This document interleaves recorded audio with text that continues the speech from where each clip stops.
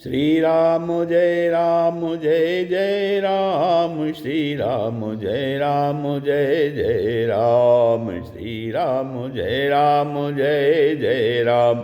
ओम श्री गणेशाय नमः, ओम श्री गुरुवे नमः, ओम श्री सीतारामचंद्राभ्याम नमः, ओम महेश्वराभ्याम नमः, ओम श्री एकादशमुखी दक्षिणेश्वर धाम सरकार श्री हनुमते नमः।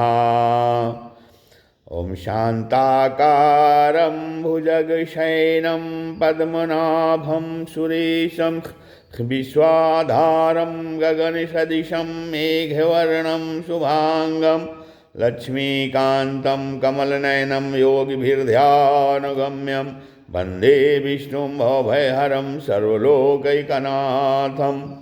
यं ब्रह्मा वरुणेन्द्ररुद्रमरुतः स्तुन्वन्तु दिव्यैस्तवै वेदै साङ्गपदक्रमोपनिषदैर्गायन्ति यं साम्यगा ध्यानावस्थितद्गतेन मनसा पश्यन्ति यं योगिनो यस्यान्तं न विदुषुरासुरगणा देवाय तस्मै नमः। नीलाम्बुजश्यामलकोमलाङ्गं सीतासमारोपितभामुभागं पाणौ महासायकचारुचापं नमामि रामं रघुवंशनाथं। लोकाभिरामं रणरङ्गधीरं राजीवनेत्रं रघुवंशनाथं। कारुण्यरूपं करुणाकरं तं श्रीरामचन्द्रं शरणं प्रपद्ये। आपदामपहर्तारं दातारं सर्वसम्पदां लोकाभिरामं श्रीरामं भूयो भूयो नमाम्यहम्। वंशे विभूषितकरान्नवनीरदाभात् पीताम्बरादरुणबिम्बफलाधरोष्ठात् पूर्णेन्दुसुन्दरमुखादरविन्दनेत्रात् कृष्णात् परं किमपि तत्त्वमहं न जाने। भवानी शङ्करो वन्दे श्रद्धा विश्वासरूपिणो याभ्यां विना न पश्यन्ते सिद्धा स्वान्तस्त्वमीश्वरम्। मनोजवं मारुततुल्यवेगं जितेन्द्रियं बुद्धिमतां वरिष्ठं वातात्मजं वानरयूथमुख्यं श्रीरामदूतं शरणं प्रपद्ये। मूकं करोति वाचालं पङ्गुं लङ्घयते गिरिं यत्कृपातमहं वन्दे परमानन्दमाधवम्। गुरुर्ब्रह्मा गुरुर्विष्णु गुरुदेवो महेश्वरः गुरु साक्षात् परब्रह्म तस्मै श्री गुरुवे नमः। अज्ञानान्धकारस्य ज्ञानाञ्जनशलाकया चक्षुरुन्मीलितं येन तस्मै श्री गुरुवे नमः। श्रीराम जय जय राम, श्रीराम जय जय राम, श्रीराम जय जय राम। सत्संग कन्या श्रीमद्भगवद गीता के अध्याय 13 के 28वें श्लोक से आगे व्याख्यान कथन श्रवण किया जा रहा है। इसमें अब भगवान जो है नष्ट होने वाले संपूर्ण प्राणियों में अविनाशी परमात्मा को देखने का फल बता रहे हैं कि जो नष्ट भगवान कहते हैं कि जो संपूर्ण प्राणी हैं जो कि नष्ट होने वाले हैं उनमें अविनाशी परमात्मा का दर्शन कैसे किया जाए, कैसे अनुभव किया जाए। भगवान कहते हैं समम पश्यन् हि सर्वत्र समवस्थितमीश्वरं न हि नस्त्यात्मनात्मानं ततो याति परागतिम। क्योंकि सब जगह समरूप से स्थित ईश्वर को समरूप से देखने वाला मनुष्य अपने आप से अपनी हिंसा नहीं करता, इसलिए वह परम गति को प्राप्त हो जाता है। समम पश्यन् हि सर्वत्र समवस्थितमीश्वरम कहते हैं जो मनुष्य जो है स्थावर जंगम जड़ चेतन प्राणियों में ऊंच नीचे योनियों में तीनों लोकों में और समान रीत से जो है परिपूर्ण परमात्मा को देखता है, अर्थात उस परमात्मा के साथ अपनी अभिन्नता का अनुभव करता है। वह अपने द्वारा अपनी हत्या नहीं करता। हाँ, जो शरीर के साथ तादात्म्य करके शरीर के बढ़ने से अपना बढ़ना और शरीर के घटने से अपना घटना, शरीर के बीमार होने से अपना बीमार होना और शरीर के निरोग होने से अपना निरोग होना, फिर शरीर के जन्मने से अपना जन्मना और शरीर के मरने से अपना मरना ये मानता है तथा शरीर के विकारों को अपने विकार मानता है, वह अपने आप से अपनी हत्या करता है, अर्थात अपने को जन्म मरण के चक्कर में ले जाता है। परंतु जो है जिसकी दृष्टि शरीर की तरफ से हटकर केवल सर्वव्यापक सबके शासक और परमात्मा की ओर की तरफ हो जाती है, वह फिर अपनी हत्या नहीं करता, अर्थात जन्म मरण के चक्कर में नहीं पड़ता, अपने में संसार और शरीर के विकारों का अनुभव नहीं करता। अब वास्तव में अपने आप को स्वरूप की हत्या अर्थात अभाव कभी कोई कर ही नहीं सकता और अपना भाव कभी हो भी नहीं सकता तथा अपना भाव करना कोई चाहता भी नहीं है। वास्तव में जो नाशवान शरीर के साथ तादात्म्य करना ही अपनी हत्या करना है, और अपना पतन करना है, अपने आप को जन्म मरण में ले जाना है। फिर कहते हैं ततो यादि परागतिम, तो शरीर के साथ तादात्म्य करके जो ऊंच नीच योनियों में भटकता था, बार बार जन्मता मरता था, वह जब परमात्मा के साथ अपनी अभिन्नता का अनुभव कर लेता है तब वह परम गति को अर्थात नित्य प्राप्त परमात्मा को प्राप्त हो जाता है। अब यहाँ सबसे मेन मार्मिक बात जो आ रही है वे है कि परमात्मा तत्व सब देश में है, सब काल में है और संपूर्ण व्यक्तियों में है, संपूर्ण वस्तुओं में है, संपूर्ण घटनाओं में है, संपूर्ण परिस्थितियों में है, संपूर्ण क्रियाओं में है। वह सब में एक रूप से समान रीत से ज्यों का त्यों परिपूर्ण है। अब उसको प्राप्त करना कठिन है तो सुगम क्या होगा? जहाँ चाहो वहीं प्राप्त कर लो। वास्तव में इस संसार का जो है पना दिखता है वह जो है संसार का नहीं है। फिर क्या है? संसार तो एक क्षण भी स्थिर नहीं रहता। इस संसार में केवल परिवर्तन ही परिवर्तन है, या केवल परिवर्तन ही पुष्ट है। जैसे पंखा तेजी से घूमता है तो एक चक्र दिखता है, पर वास्तव में वहाँ चक्र नहीं है। प्रत्युत पंखे की ताड़ी ही चक्र रूप से दिखती है, ऐसे ही यह संसार नहीं होते हुए भी है और रूप से दिखता है। वास्तव में एक परमात्म तत्व ही है, रूप से विद्यमान है। अब विचार करें, अभी जितने शरीर आदि दिखते हैं ये 100 वर्ष पहले थे क्या और 100 वर्ष बाद रहेंगे क्या?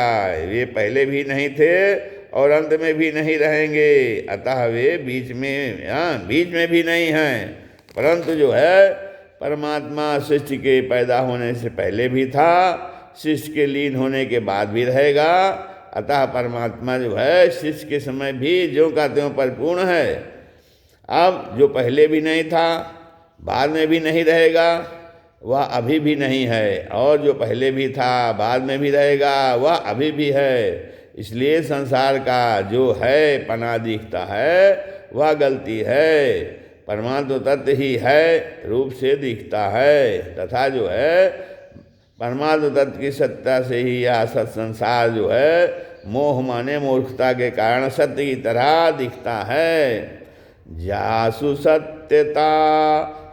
सत्यता ते जड़ माया, भास सत्य यो मोह सहाया। जासु सत्यता ते बड़ जड़ माया, मोह भास सत्य यो घो मोह सहायात। मानस में कहा गया है ये। कहते हैं यदि मोह नहीं होगा तो ये संसार नहीं दिखेगा, प्रत्युत यह एक परमात्म तत्व ही दिखेगा। वासुदेवा सर्वम, गीता के अध्याय 7 का 19वें श्लोक में कहा गया है कि वासुदेवा सर्वम, कारण कि परमात्मा ही था, परमात्मा ही रहेगा, बीच में दूसरा कहाँ से आ जाएगा। अब सोने के जितने भी गहने हैं उनमें पहले सोना ही था, फिर सोना ही रहेगा, अतः बीच में सोने के सिवाय दूसरा कहाँ से आएगा। गहना तो केवल रूप आकृत उपयोग आदि को लेकर कहने के लिए है, तत्वतः तो सोना ही है।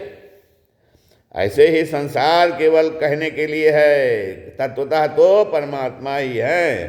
अब उस परमात्मा का अनुभव करने में ही मनुष्य जन्म की सफलता है। परमात्मा का अनुभव न करके नहीं संसार में उलझ जाना मनुष्यता नहीं है, प्रत्युत जो है पशुता है। इस पशुता का त्याग करना है। पशु बुद्धि मीमाम जही। इसलिए जो है भगवान कहते हैं कि जो नष्ट होने वाले प्राणियों में नष्ट न होने वाले परमात्मा को दिखता है उसका देखना सही है, परंतु जो नष्ट होने वाले को दिखता है और नष्ट न होने वालों को नहीं दिखता वह आत्मघाती है। जो यो अन्यथा संतमात्मानमन्यथा प्रतिपद्यते किम तेन न कृतं वापम जीव चौरेणात्मा पहरिहारिणा। तो कहते हैं कि जो है अन्य प्रकार का विनाशी होते हुए भी आत्मा को अन्य प्रकार का अर्थात विनाशी मानता है, उस आत्मघाती घोचोर ने कौन सा पाप नहीं किया, सब कुछ सब पाप कर लिया। तो जो नाशवान संसार को न देखकर सब जगह जो है साधन समान रूप से परिपूर्ण परमात्म तत्व को देखता है वह आत्मघाती नहीं होता, अर्थात वह अपने द्वारा अपनी हत्या नहीं करता, इसलिए वह परम गति को प्राप्त हो जाता है। परंतु जो है जो सब जगह परिपूर्ण परमात्मा तत्व को न देखकर संसार शरीर को देखता है वह आत्मघाती परम गति को न प्राप्त होकर बार बार जन्मता मरता रहता है, दुख पाता रहता है। इसलिए मनुष्य अपने द्वारा अपना उद्धार करे, अपना पतन ना करे। तब जैसे जो है दर्पण में मुख नहीं होने पर भी मुख दिखता है और स्वप्न में हाथी नहीं होने पर भी हाथी दिखता है, ऐसे ही संसार नहीं होने पर भी संसार दिखता है। अगर संसार की तरफ दृष्टि न रहे तो संसार है रूप से नहीं दिखेगा, परमात्मा ही है रूप से दिख रहा है। तो इस बात को साधक दृढ़ता से मान ले, फिर चाहे वह अभी न दिखे पर बाद में दिखने लगे, तो बाद में दिखने लग जाएगा। जैसे अभी तक साधक जो है वृंदावन में बैठा है तो उसे वृंदावन की याद नहीं करना पड़ता। सोते समय, भोजन करते समय, हर एक कार्य करते समय वह वृंदावन को याद नहीं करता, परंतु मैं वृंदावन में हूँ इस बात में उसको संदेह नहीं होता। वह बिना याद किए याद रहता है। ऐसे ही अभी भले ही परमात्मा न दिखे पर साधक ऐसा दृढ़ता से मान लेता है कि है ऐसा दृढ़ता से मान लेता है कि है रूप से तो केवल परमात्मा ही है, संसार नहीं है। तो बाद में उसका ऐसा अनुभव होने लग का जाएगा। कारण कि मिथ्या वस्तु कब तक टिकी रहेगी और सत्य वस्तु कब तक छिपी रहेगी। तब इस अध्याय में भगवान ने क्षेत्र सिद्ध के संयोग की बात बताई। इस संयोग से छूटने के दो उपाय हैं कि परमात्मा के साथ अपने स्वतः सिद्ध संबंध को पहचानना और प्रकृति माने शरीर से अपने माने हुए संबंध को तोड़ना। अब आगे जो है परमात्मा के साथ संबंध की पहचानने की बात बता दिए। श्री राम जय जय राम। फिर आगे कहते हैं प्रकृत्येव च कर्माणि क्रियमाणानि सर्वशः या पश्यति तथात्मानं अकार्तारं स पश्यति। प्रकृत्येव च कर्माणि क्रियमाणानि सर्वशः या पश्यति तथात्मानं अकर्तारं स पश्यति। कहते हैं जो संपूर्ण क्रियाओं को सब प्रकार से प्रकृति के द्वारा ही की जाती हुई देखता है, जो संपूर्ण क्रियाओं को सब प्रकार से प्रकृति के द्वारा ही की जाती हुई देखता है। प्रकृत्येव च कर्माणि क्रियमाणानि सर्वशः या पश्यति तथात्मानं अकर्तारं स पश्यति। और अपने आप को अकर्ता देखता है, अनुभव करता है, तो यही वही यथार्थ देखता है। प्रकृत्येव च कर्माणि क्रियमाणानि सर्वशः। वास्तव में चेतन तत्व स्वतः स्वाभाविक निर्विकार सम और जो है शाश्वत रूप से स्थित है। उस चेतन तत्व अर्थात परमात्मा की शक्ति प्रकृति स्वतः स्वाभाविक क्रियाशील है। तब उसमें नित्य निरंतर क्रिया होती रहती है। प्रकर्षेण कारणम भावलुटित प्रकृति ही। यद्यप प्रकृति को सक्रिय और अक्रिय, परिहृत्य प्रकृति को सक्रिय और अक्रिय दो अवस्थाओं वाली अर्थात सर्ग अवस्था में सक्रिय और प्रलय अवस्था में अक्रिय कहते हैं, दो अवस्थाओं वाली कहते हैं। तथापि सूक्ष्म विचार करें तो प्रलय अवस्था में भी उसकी क्रियाशीलता मिटती नहीं है। अब कारण कि जब प्रलय का आरंभ होता है तब प्रकृति सर्ग अवस्था की तरफ चलती है। इस प्रकार दूर प्रकृति से सूक्ष्म जो है क्रिया चलती रहती है। अब प्रकृति को सूक्ष्म क्रिया को ही अव्यक्रिय अवस्था कहते हैं, क्योंकि इस अवस्था में शिष्य की रचना नहीं हुई। परंतु जो है महासर्ग में जब शिष्य की रचना होती है तब सर्ग के आरंभ से सर्ग के मध्य तक प्रकृति जो है सर्ग की तरफ चलती है और सर्ग का मध्य भाग आने पर प्रकृति प्रलय की ओर चलती है। इस प्रकार प्रकृति की स्थूल क्रिया को क्रियावस्था सक्रिय अवस्था कहते हैं। और अगर प्रलय और महाप्रलय में प्रकृति को अक्रिय माना जाए तो प्रलय महाप्रलय का आदि मध्य और अंत कैसे होगा? ये तीनों ही प्रकृति में सूक्ष्म क्रिया होने से होते हैं। इसलिए सर्ग अवस्था की अपेक्षा प्रलय अवस्था में अपेक्षा की अक्रियता है, सर्वथा अक्रियता रही नहीं है।